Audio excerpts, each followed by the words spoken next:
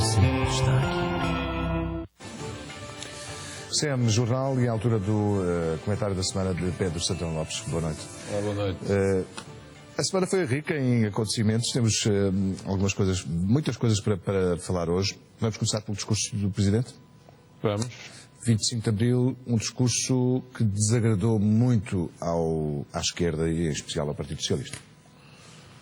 Sim, olha, eu acho que Cavaco Silva tem sido muito criticado. Eu acho que desta vez foi sem razão. Aliás, acho que ele surpreendeu um pouco também quando disse, ontem, quando lembrou que as suas palavras eram praticamente iguais às da mensagem de Ano Novo. E, portanto, demonstrou coerência e congruência entre aquilo que disse na altura, que foi uma mensagem até bastante elogiada, surpreendeu, e aquilo que ele disse agora. Também na parte em que apela ao consenso. Quer dizer, Zé Carlos Castro, isto tem a ver com uma questão muito funda. Qual é o papel do Presidente em Portugal, no sistema de governo? Há quem defenda a tese dominante é que o Presidente deve ser um moderador, deve estar acima dos partidos. Eu não concordo com essa tese. Para a semana lanço um livro chamado O Pecado Original, que é exatamente sobre a história do sistema de governo, e há muitos anos, desde que fiz um projeto de revisão constitucional para Francisco Sá Carneiro, defendo uma visão diferente do papel do Presidente. A mim agrada-me ouvir o Presidente a fazer isto. Eu acho que o Presidente da República, dizendo ao contrário, aliás, já que o afirmei, não há outro país do mundo em que o Presidente da República ou o Rei divirjam do Primeiro-Ministro em público com frequência, constantemente. Portugal é um caso praticamente singular nessa matéria. Nas democracias, nas ditaduras, a questão não se põe, como é evidente. Há um que manda e pronto. Aqui, com toda a franqueza, eu acho que os Presidentes têm que ser solidários com os seus governos. Não é concordarem com tudo, mas no essencial não pode haver o governo a puxar para um lado e o Presidente para o outro. Quem é que tem que puxar para o outro lado? A oposição que está no Parlamento. O que António José Seguro fez este fim de semana, e o PS, goste ou não, concorde ou não, mas está no seu papel. Depois, se as medidas são boas, as propostas são boas, já falamos disso. Agora, não pode ser o Presidente a tirar o tapete baixo dos pés do Governo. E numa situação desta, o Cavaco Silva disse, ele já tinha dito que não se pode juntar uma crise política. Agora, só havia duas hipóteses. Ou Cavaco Silva alinhava com a hipótese de eleições, ou não.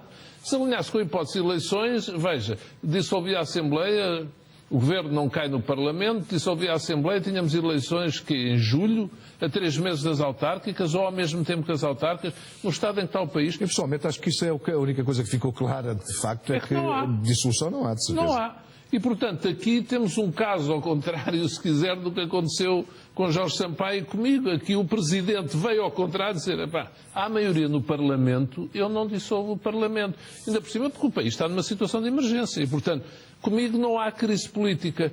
E a clarificação é sempre importante, quer dizer, ao menos sabemos as linhas com que nos cozemos. Eu, nessa medida, acho que o António José Seguro ainda foi apanhado um pouco em contrapé no Congresso do PS. Eu estive sentado em casa, a família até já estava a refilar comigo para ir almoçar, eram horas de almoço, eu estava a falar hora de almoço. Vai ouvir o António José Seguro até o fim? Vou, até por dever de ofício também, e porque gosto de ouvir. E acho que o António José Seguro ainda estava na estrada para eleições. Parece aqueles jogos de computadores em que o boneco, não é? Lá o Mário vai acima do surf, vai para aí fora, vai numa prancha de surf e não para. Eu estava a ouvi-lo, era um discurso de campanha, quero maioria absoluta. Se tiver maioria absoluta, acreditem que eu faço, apesar disso, uma coligação de governo e faço também o acordo de incidência parlamentar. Eu vou governar, mas não, também vou pedir sacrifício aos portugueses. A 2 anos das eleições. A 2 anos das eleições. Estava uma pessoa, depois eu já estava com isso, assim, mas ele estava a falar, parecia que se ia candidatar às autárquicas, que se ia candidatar a uma eleição. E como o Zé Cascais está a dizer, as eleições são daqui a 2 anos. O que ele tem de fazer, tem que recentrar, tem que rebobinar aquilo e tem que fazer o discurso. O que é que ele defende como líder da oposição? É que ele, acossado por José Sócrates, acossado por Mário Soares, já sabemos, por António Costa a certa altura, ele deu vários saltos em frente. E ele, que é uma pessoa, como deve ser, é uma pessoa bem formada, o seu percurso no Parlamento, em que defendeu várias coisas, olha, o novo funcionamento da Assembleia foi elogiado por todos, é um tipo às direitas, se quiser, embora de esquerda, mas é uma pessoa bem formada, mas eu acho que ele está, como é que lhe dizer, ainda há alguma infantilidade na sua liderança. Ele sonha ser Primeiro-Ministro, está a ver? Sonha. E é um sonho legítimo desde que tenha um projeto para o país. Agora, não pode falar para as pessoas como se as pessoas estivessem a ver um filme, estivessem no cinema a ver um filme de ficção. Nas últimas sondagens, os portugueses não querem eleições. Todas as sondagens dizem que os portugueses não querem eleições agora. Não querem eleições. Torna o discurso mais desfasado. Mais surrealista. Eu estava a ouvir aquilo e pensei, não faz sentido. Depois António Costa também, quase aos gritos com ele, somos indestrutíveis, somos imbatíveis. Fez lembrar um bocado o último congresso de José Sócrates, não sei se lembra, em 2011, em que foram lá todos dizer ao Zé, tudo tratava José Sócrates por Zé, até o António Vitorino, o próprio António Costa, pessoas que normalmente são prudentes, mas os tempos eram tão exaltados que, com o que é que isto se prende, em minha opinião? O PS não está habituado a estar 4 anos na oposição. Esteve com Cavaco Silva aquele tempo todo, 10 anos, depois nunca mais se habituou.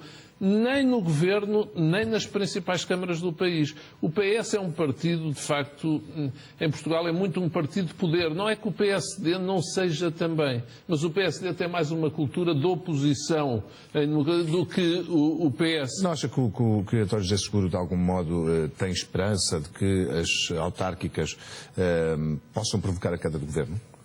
Como aconteceu, por exemplo, com António Guterres? Sim, tem esperança que isso possa acontecer e eu devo dizer que essa não é uma esperança ilegítima. Ainda estar um bocadinho em pré-campanha, não é uma esperança ilegítima. Eu acho que ele vai muito depressa. Ele não aguenta uma velocidade desta. Ele devia assentar sobre as suas propostas. Ele tem algumas propostas com cabeça, tronco e membros, nas quais deve insistir, nomeadamente no apoio às micro, pequenas e médias empresas, aquelas do crédito fiscal dos suprimentos, mesmo no plano europeu, aquela da mutualização da dívida, a dívida acima de 60% do PIB de cada país ser assumida em conjunto por todos os países da União Europeia e gerida em conjunto, que faz sentido até moralmente, porque grande parte da dívida é a responsabilidade das políticas europeias. A União Europeia todos os anos tinha que validar a política orçamental e financeira de Portugal, não é só agora. E disse amém ano após ano. A política de crédito, os fundos comunitários, parte do endividamento foi com instituições da União Europeia, foi com bancos dos países da União Europeia. A União Europeia conhecia os números do endividamento, cai noutros países e não agiu. Há quem diga até de algum modo forçado, porque os fundos europeus forçam os países a cofinanciarem, a porem também dinheiro, eles próprios. E essa visão de vou buscar muito dinheiro acaba por... Vou buscar muito dinheiro, mas temos sempre que pôr e, portanto, também essa necessidade de acompanhar nos levou a muito endividamento junto de várias instâncias e, por isso, o António José Seguro tem algumas propostas boas e ele, se estiver com paciência, com persistência... Agora, por exemplo, se o Primeiro-Ministro disse eu estou disposto a negociar com o PS, um pouco, enfim, não se vê um sorriso nos lábios do Primeiro-Ministro, é natural, vê-se não é muito o feitio dele, mas eu acredito que ele vai negociar de boa fé. António José Seguro tem uma grande oportunidade. Mas não respondeu ainda. Quem? António José Seguro. Pois não, que é uma coisa que eu acho estranha, quer dizer, no estado em que está o país, já o disse aqui várias vezes. Aliás, foi uma das tónicas no Congresso. Não chega a dizer, eu não sou governo, eu não quero ser governo, só quero ser governo eleito pelos portugueses, não é? É um bocado a mensagem de que não quer participar. Mas ninguém lhe pede a ele para ser governo. O que se lhe pede é que seja um grande líder da oposição. E se for um grande líder da oposição, porquê é que ele não tenta mostrar que tem melhores ideias que o Primeiro-Ministro para esta fase em que estamos? Eu acho que esta é uma visão completamente errada da democracia. Esta mania é assim, nós temos que discordar muito para um dia ganharmos. Eu acho que as pessoas anseiam por outro tempo, o tempo em que as pessoas dizem assim, não, olha, eu concordo consigo, está no governo nisto e nisto. E discordo nestes pontos e tenho aqui umas boas ideias para lhe apresentar, umas boas propostas para fazer. E se você tiver sucesso, eu fico muito contente pelo país. Essa é a maneira de fazer política que eu acho que vale a pena, porque a outra está a gasta. Ninguém tem paciência para ela, as pessoas estão fartas de discordar, porque discordam todos à tareia, todos à bulha. Não, as pessoas querem. António José Seguro tem ali duas, por exemplo, António José Seguro defende a baixa do IVA para a restauração. Eu gostava de ouvir o homem dele para os assuntos fiscais, ou a mulher, discutir com o secretário de Estado dos Assuntos Fiscais que eu ouvi sobre os resultados desta política fiscal, nomeadamente no IVA para a restauração. As receitas do IVA da restauração aumentaram mais de 100%. Num ano. O que é um bocado paradoxal com o que nós vemos por muito lado com muitos estabelecimentos a fecharem. Quem tem razão?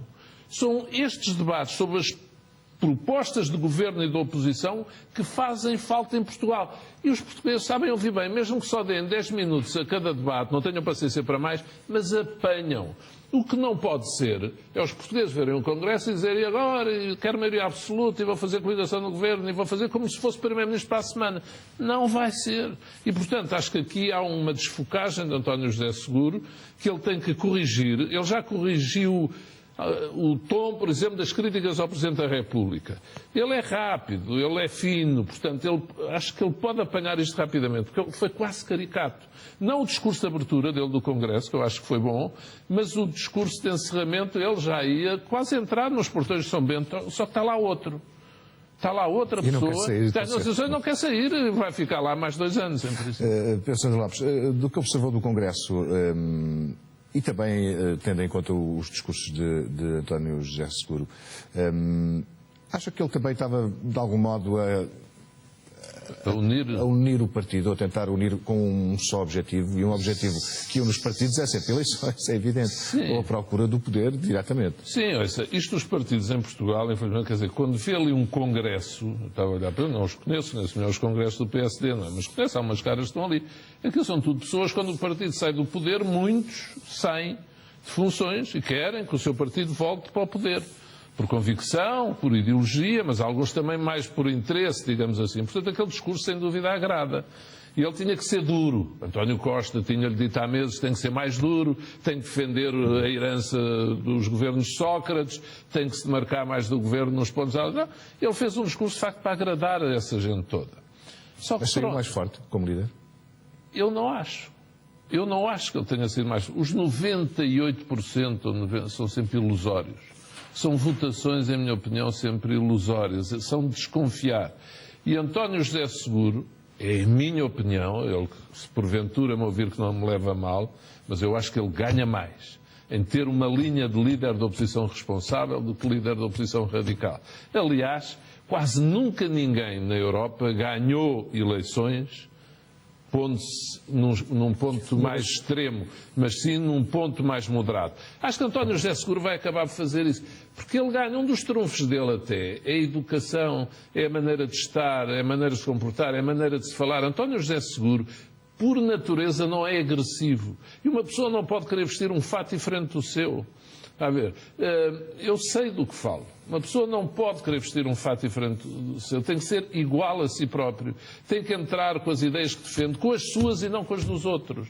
Quando uma pessoa entra com as ideias de outra, eu para fazer o programa de outra, eu para continuar o programa de outra, seja o que for, dá sempre mau resultado. E ele está com as ideias um pouco de António, também com as dele, algumas, mas as de António Costa, mais de Mário Soares, mais a linha política, Manuel Alegre. Eu acho que António José Seguro tem que ter o seu caminho, o seu tempo, e os outros têm que o respeitar nessa matéria. Uma última pergunta sobre esta questão do Congresso do PS. Uma das vozes dissonantes, das poucas que eu tenho ouvido, foi do Pedro, sim, que diz que havia um problema de credibilidade e que, sem resolver esse problema, que falar do resto parecia extemporâneo. Tem um bocado a ver com esta postura de António José Seguro? Eu acho que a forma como os portugueses olham para ele? Eu acho que sim, devo dizer, eu não ouvi em direto, ouvi só depois. E gostei desse discurso, quer dizer, do conteúdo. Muitas vezes em congressos do PPD-PSD fiz um pouco o papel de cavaleiro solitário. E gostei de ver o Sérgio Sousa Pinto, nem o quiseram ouvir. Estava a estragar a festa. Mas eu acho que devem ouvir o que ele disse. Porque o PS tem ainda, de facto, e a sua liderança, a sua direção, tem um problema de credibilidade ainda. Ouça, que não é defeito, não é pecado. Pedro Passos Coelho conquistou a sua gravitas, a sua atitude de Estado, algum respeito que ele infunde mesmo àqueles que o contestam, já mais no exercício das suas funções. Não antes, ainda um pouco como líder da oposição, mas foi mais como Primeiro-Ministro. Portanto, não é um defeito de António José Seguro. Eu lembro sempre de José Maria Aznar, nunca foi um líder carismático. Aznar fez o carisma no poder. Filipe González era carismático, Aznar nunca foi. Portanto, António José Seguro diz que não é carismático, mas é Correio de Campos, o que escreve hoje no Público, um bom artigo a explicar o porquê da liderança de António José Seguro. E, de facto, ele tem pontos bons. É um homem sério, íntegro, é um tipo reto, tem um percurso com ideias próprias. Ele fala até em algumas propostas inovadoras que António José Seguro fez para os seus parceiros da Internacional Socialista a nível europeu. Ou seja, o que é que eu estou a querer dizer com tudo isto? Que o PS não se deve importar por Cavaco Silva não lhe dar a mão. O PS tem que fazer o seu caminho e pode ter força. E como disse o Zé Carlos Castro, até a hora pode chegar mais cedo do que se pensa. Se as autárquicas correrem muito mal ao PSD, ao CDS não podem correr muito mal, o CDS não tem grande, vai em coligação, não tem grande representatividade nas autarquias, podemos ter o caldo entornado em outubro. Mas antes disso não vale a pena sonhar. E para António José Seguro, que pede uma maioria absoluta se houver eleições, ele tem que fazer o seu caminho. Não vale a pena gritar, ele não fica bem aos gritos, ele fica bem igual a ele próprio. Volto a repetir, é o que acho que cada pessoa deve ser. Já aqui falamos desta questão do convite de Passos para uma nova reunião com o Seguro, que ainda não obteve resposta. Essa é também uma questão que me parece por resolver, e o PS hesita em como deve responder a estes convites, esta demora em responder. É isso que indica. Há uma clivagem assim tão profunda? Há uma clivagem muito profunda, principalmente de atitude. Eu isso conheço um bocadinho, conheço um pouco. Houve um afastamento, eu diria mesmo quase pessoal entre os dois líderes, o líder do governo e o líder da oposição. Houve ali desencontros, houve ali versões trocadas, um pouco já quase reedições do que se passou entre Passos Coelho e José Sócrates. Houve ali combinações que não correram bem, pronto, ficou ali algum agastamento. Está-se a tentar ultrapassar. Acho que é muito importante, mas o Governo tem uma tarefa prévia para fazer, que é lá dentro acabar o trabalho que está a fazer desta reestruturação toda do Estado, não refundação, mas reestruturação. E, portanto, o PS e o CDS têm que se convencer de uma coisa. Sem se sentarem à mesa e haver um vislumbre mínimo de consenso, é difícil acabar a 7ª avaliação e ser libertada a tal tranche de apoio. Lembra-se de eu ter falado várias semanas que vinha a execução orçamental e que não devia ser tão má para o Governo no plano das receitas, pior para as despesas. Saiu dia 23, como eu tinha dito, e Marcelo Rebelo de Sousa ouviu ontem dizer, quase ninguém falou nisso. Porquê? Porque não foi muito má para o Governo. Lembra-se que a outra... Deu até uma folga de 500 milhões. Deu uma folga de 500 milhões e a outra tinha sido trágica nos impostos. Esta não foi porque seguraram-se mais com o IRS, como já aqui falámos. Portanto, o Governo passou esse exame. Lembra-se que eu tinha falado semana passada também, tinha depois o exame do discurso do Presidente. Confesso que não sonhava que o Presidente fizesse um discurso com o conteúdo que o fez. Não sabia, o que ninguém o podia adivinhar. Portanto, o Governo passou a execução orçamental e passou o discurso do Presidente. Neste momento tem para acabar esta sucessão de Conselhos de Ministros com os 4.000, mais 1.300 milhões, mais qualquer coisa que sobra. Portanto, é uma tarefa muito difícil. O Primeiro-Ministro desmentiu as divergências lá dentro, mas é evidente que há ali uma linha dura de Vítor Gaspar que continua e há uma linha mais assistencialista, ou mais, não vou chamar mais social-democrata, de outros ministros. O PS, acho que também está à espera disso. Eu acho que o Governo também, se calhar, não acabou, um pouco à espera de ver o que é que o Congresso do PS dava. Agora, para ver se podem sentar à mesa. Mas eu atrevo-me a dizer isto, é uma questão de categoria, dos políticos envolvidos neste processo serem capazes de sentar à mesa. É uma questão de classe. Classe aqui o que é? É sentido de responsabilidade para com o país.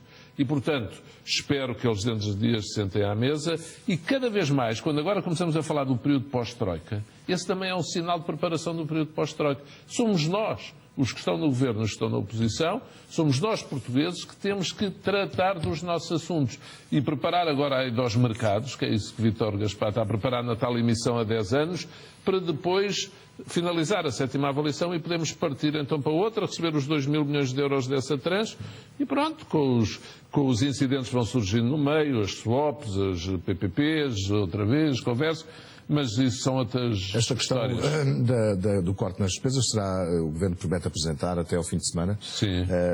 Mais cortes nas despesas. Sem ser adivinho, que não é. Função pública. Será só na função pública? Não, prestações sociais também. Acho que pode haver mais mexidas no subsídio de desemprego. Na educação, acho que também vai haver, nomeadamente nos horários. Mas aí é que pode estar uma divergência no seio do Governo. Na saúde, Paulo Macedo diz que já não dá para cortar muito, o que dá é para racionalizar um bocadinho mais. Na saúde, sim, nas entidades empresariais da saúde há mais esforço de racionalização para No fazer. ensino também, no mercado, já Onde? disse, no ensino, enfim. Há pouco. Há pouco para cortar. Vai ser mais prestações sociais, estou convencido, e Estado, funcionamento e despesas de pessoal. Mas aí o CDS tem uma PPPs. palavra a dizer. E as PPPs, sim, mas as PPPs deverão representar 300 milhões 300 milhões de euros. até ao final do ano. Não é muito, É mas não se esqueça, insuficiente. dos 4 mil eram 800. E, portanto, do Tribunal Constitucional fica na prática, em termos líquidos, mais 800, são 1.600 milhões de euros. Que eu julgo que é aquilo que vai estar em cima da mesa entre 1.600 a 2.000 milhões de euros. 300 milhões são das PPPs e depois estou convencido que vai ser, de facto, prestações sociais. Mas aí o CDS-PP volta a estar no centro de algum modo, no centro da discussão dentro do Governo, não é?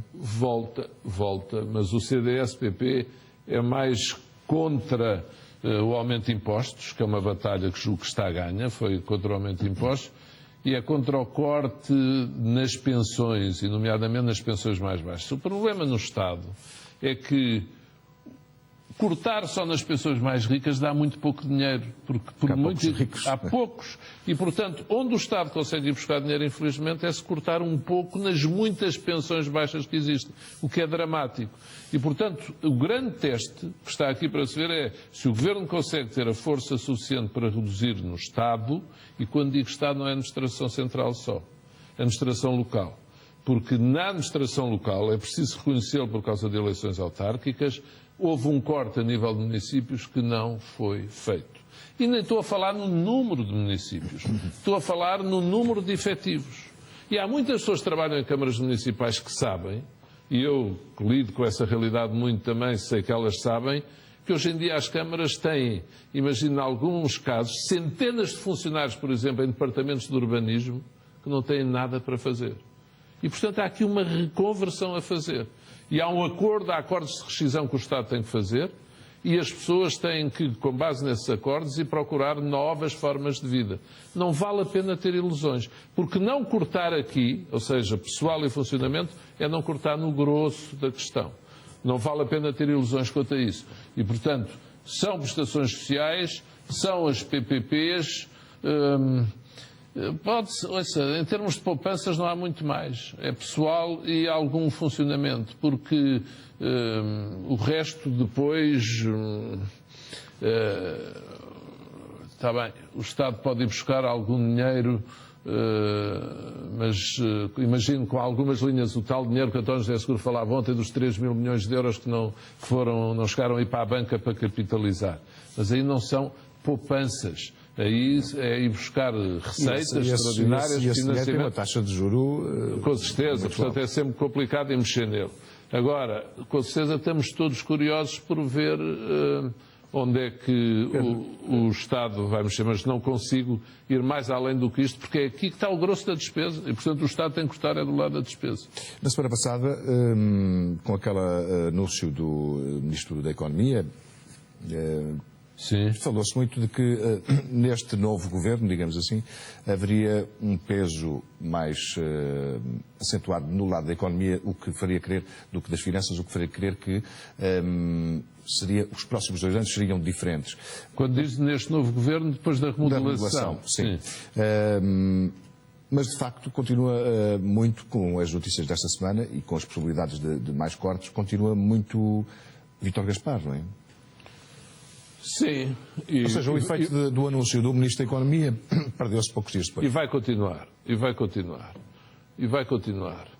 Ouça, Vítor Gaspar, em minha opinião, trouxe para a realidade portuguesa o seguinte: ele é indispensável a esse título. Ele convenceu mesmo os portugueses, o que não era fácil, mais ele até do que Passos Coelho, de que o país vivia acima das suas possibilidades e que tinha que cortar a sério. E se Vítor Gaspar sair, e alguns estes dias começaram a admitir a possibilidade dele querer sair depois da ida aos mercados com a emissão a 10 anos, isso significará uma vitória de algum facilitismo.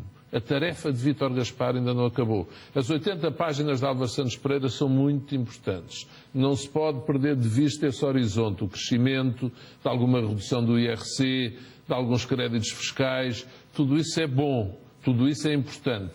Mas Portugal tem que reduzir o peso do Estado. A quantidade de despesa pública que ainda é absorvida, de riqueza que ainda é absorvida pelo Estado. Pelo próprio Estado. Está a ver? E, portanto, enquanto isso não baixar, como já disse aqui, para os 40%, ainda estamos nos 48%, o Estado não mudou.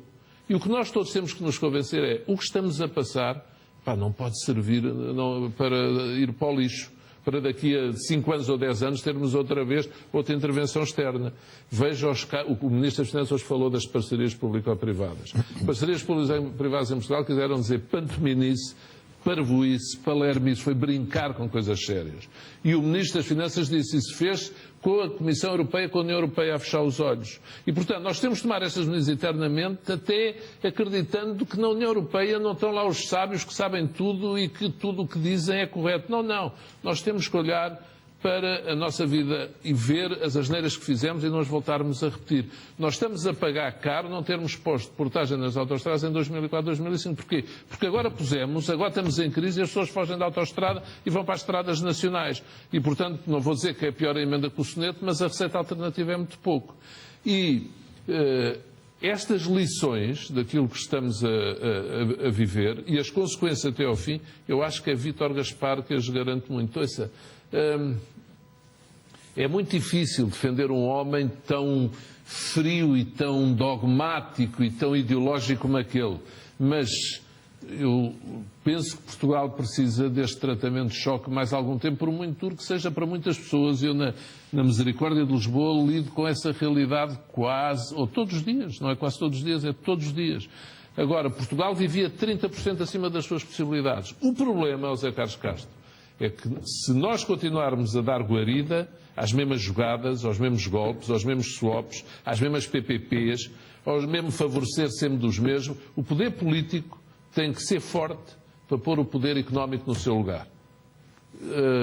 Isto é assim, o poder económico tem o seu lugar, o poder político o seu, porque quem é o poder político? São os eleitores, são os contribuintes. E esse é que tem que mandar. E, portanto, em Portugal, durante muitos anos, o poder económico tem mandado no poder político. E às vezes os governos caem, continuam ou não, quando tomam decisões que agradam ou não ao poder económico. E Vítor Gaspar, acho eu, ele não é um homem nem de Bruxelas nem do poder económico. É um homem que acredita no que está a fazer, como o Primeiro-Ministro é. Portanto, até ao fim da semana, eu acho que vamos ter outra vez notícias duras, mas acho coerentes. Mas demos palavras de esperança. Eu acredito que no primeiro semestre do ano que vem o país vai começar a crescer devagarinho. Não sou urubu, detesto vir à televisão para dizer coisas más para as pessoas, isso já há gente que chega. Mas para falar a verdade, sim, temos de falar. Observar quais serão estas novas medidas que serão anunciadas ainda esta semana. Segunda-feira cá estaremos para as reanalisar. E o seu Benfica, quando já? Acho que está 2-1. Já está a ganhar. Está 2-1, está.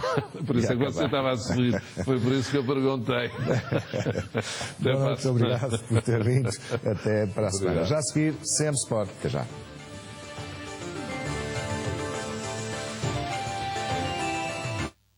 A nossa diferença é esta.